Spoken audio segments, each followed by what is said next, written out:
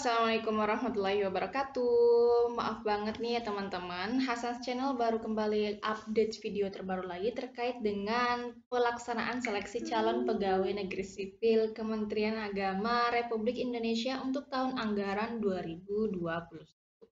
Nah, berhubung pendaftaran CPNS dan P3K untuk Kemenak maupun instansi yang lainnya itu bakalan ditutup pada tanggal 21 Juli 2021, yaitu 2 hari lagi, 3 hari lagi ya teman-teman, 3 hari lagi. Oleh karena itu buruan nih teman-teman yang belum menentukan pilihan untuk melamar di instansi mana dan formasi apa, segera menentukan pilihan dan kembali mengecek persyaratan administrasi sebelum submit ke SSCASN. Oke, khusus untuk video kali ini kita bakalan ngulas nih apa saja persyaratan yang dibutuhkan untuk melamar di instansi Kementerian Agama Republik Indonesia, khususnya untuk formasi CPNS 2020. Oke, karena ada beberapa teman-teman yang nanyain gimana kalau mau ngambil formasi tapi jurusannya tidak spesifik dengan yang dituliskan di pengumuman, apakah boleh diambil, apakah nggak ada resikonya atau gimana, kita bakalan bahas di video ini ya teman-teman. Nah, sebelum teman-teman memastikan untuk menyelesaikan proses pendaftaran dan pemilihan formasi di sscasnbkn.go.id, sebaiknya teman-teman mengecek kembali pengumuman yang dikeluarkan oleh instansi terkait di mana teman-teman mendaftar formasi di instansi tersebut. Seperti Kemenak ini ya teman-teman. Sebelum teman-teman mendaftar di formasi tersebut, pastikan teman-teman telah memenuhi kriteria pelamar. Baik itu teman-teman masuk di formasi umum, khusus maupun disabilitas maupun putra-putri Papua ya. Silahkan dicek kembali, ada persyaratan umumnya itu dan juga ada persyaratan khusus. Nah, di sini ada persyaratan pelamar ya, baik itu formasi umum, formasi khusus yang meliputi putra-putri Papua maupun yang lulusan terbaik dan juga disabilitas ya teman-teman, bisa dibaca dengan baik, disimak dengan baik berdasarkan pengumuman yang dikeluarkan instansinya. Kemudian kita bahas untuk khusus di pemilihan formasi, karena by the way teman-teman nih paling banyak ragu-ragu dan kesalahannya tuh di bagian pemilihan formasi. Nah, poin pertama nih teman-teman. Setelah proses pembuatan akun, pelamar kembali login ke laman di atas. Pelamar memilih instansi Kementerian Agama, jenis kebutuhan dan jabatan sesuai pendidikan. Nah, teman-teman wajib garis bawahi bahwa teman-teman melakukan pemilihan formasi sesuai dengan pendidikan serta melengkapi data dan formulir yang tersedia dan wajib mengunggah dokumen yang dipersyaratkan.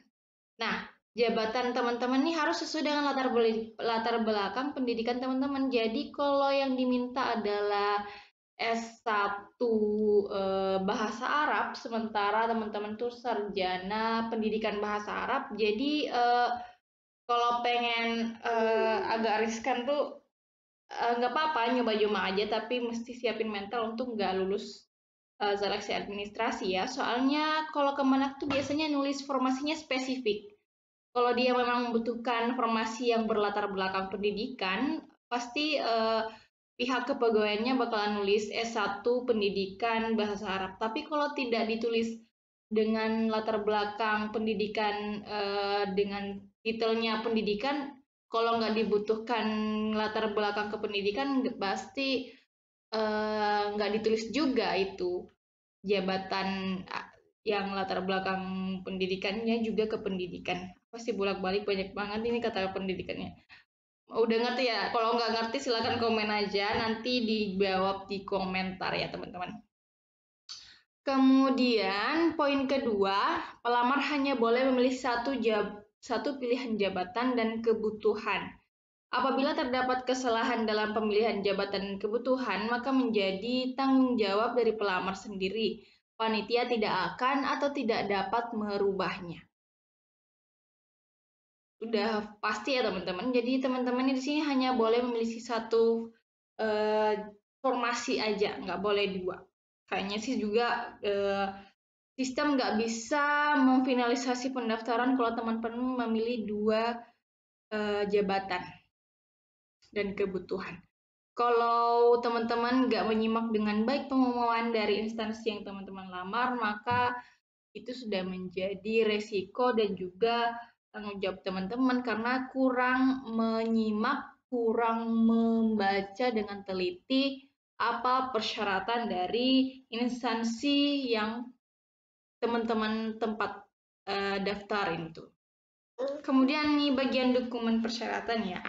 Ada asli surat lamaran yang ditulis tangan dengan tinta hitam yang ditujukan kepada Menteri Agama Republik Indonesia dan ditandatangani di atas materai 10.000.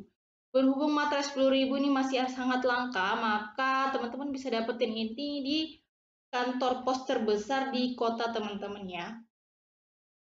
Kemudian surat lamarannya nih wajib digarisbawahi, surat lamarannya ditulis tangan dengan tinta hitam. Jadi teman-teman jangan menulis surat lamaran dengan menggunakan tinta berwarna selain dari warna hitam. Warna biru, warna merah itu nggak diperbolehkan dalam penulisan surat lamaran, dan juga pastiin teman-teman menuliskan surat lamaran dengan tulisan tangan teman-teman sendiri. Karena apa yang teman-teman mulai dengan diri sendiri itu lebih meyakinkan dan lebih gimana ya, kita lebih puas gitu sama hasilnya kalau kita nulis surat lamarannya sendiri. Kalau dituliskan walaupun rapi tapi kalau bukan pemilik sendirinya ya gimana ya, nggak ada kepuasan tersendiri gitu. Oke. Kemudian yang bagian kedua nih, asli pas foto terbaru berlatar belakang warna merah ukuran 4x6. Usahain yang terbaru ya teman-teman, dan usahain yang formal. Kalau nggak ada yang formal tapi yang terbaru juga nggak apa-apa, asalkan berlatar belakang warna merah. Itu yang diwajibkan di latar belakang warna merah. Kemudian diusahain ya teman-teman, kalau ngeditnya tuh nggak ngedit kentara banget, yang ngedit asal-asalan ya. Karena soalnya kan bisa dilihat nih, panitia bisa menilai dari keseriusan teman-teman dalam mendaftar.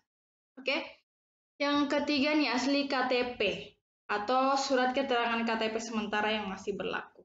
Jadi kalau kebetulan teman-teman ini belum mendapatkan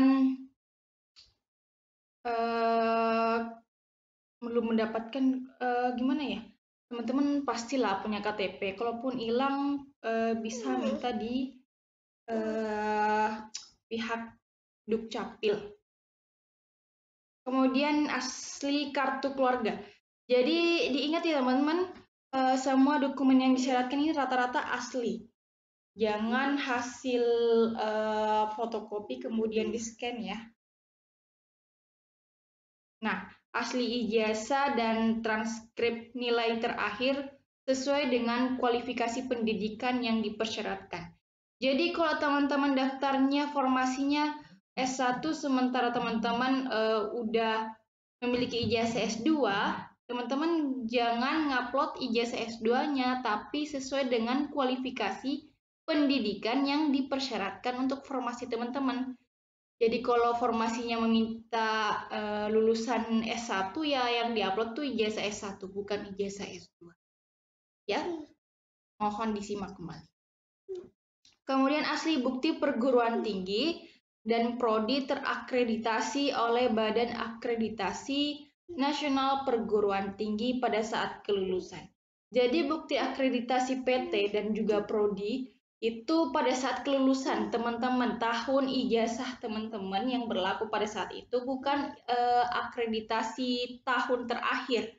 Jadi dipastiin teman-teman mendaftar akreditasinya sesuai dengan tahun lulus teman-teman ya, bukan tahun terbaru, bukan akreditasi tahun terbaru. Nah, bisa dicek juga ya, kalau teman-teman daftar formasi akreditasi yang tidak sesuai dengan formasi juga berakibat fatal tidak lulus administrasi. Jadi bisa dilihat dulu status akreditasi dan prodi pelamar yang berasal dari laman banpt.or.id